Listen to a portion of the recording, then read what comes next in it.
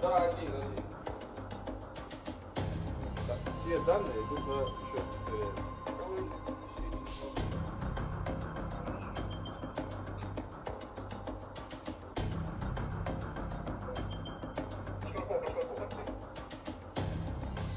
Да, находится. Он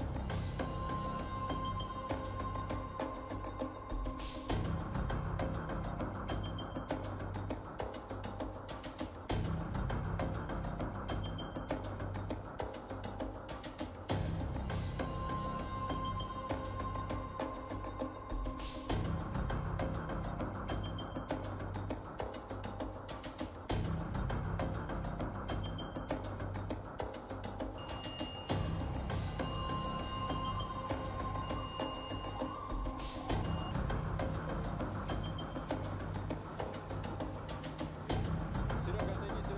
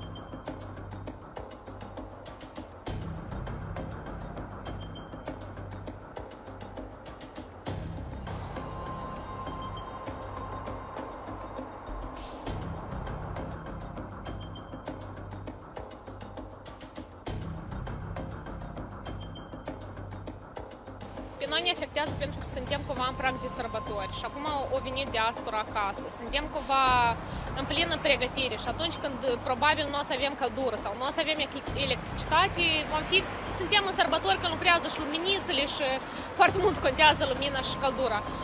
Ne este frică, ne bucurăm că nu este zăpadă și temperaturile nu sunt chiar atât de reci, adică putem cumva să menținem temperatura în casă, să pornim căldura doar spre seară când venim acasă dacă lucrăm în afara casei.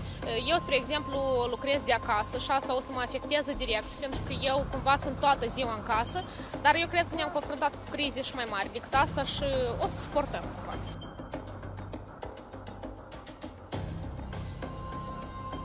Deci există riscul ca cei din Transnistria să emigreze spre Chișinău și alte raioane mai dezvoltate, poate cum ar fi orașul Bălți sau Strășeni.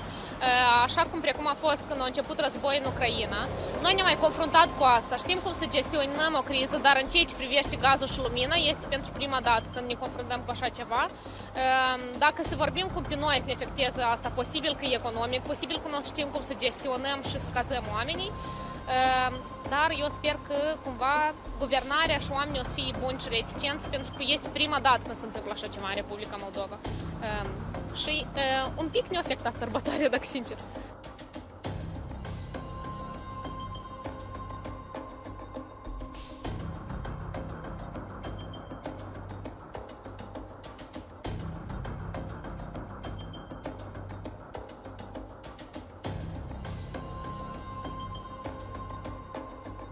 Da, simt că am intrat într-o criză care destul de greu poate fi rezolvată la moment și la moment practic nu văd ieșire din situație și mă îngrijorează foarte mult, mai ales scumpirea e una, dar când nu e deloc gazul, asta e cu total altceva și n-a să fie nici încălzire, nici lumină, foarte greu. Intrăm într-un an foarte greu.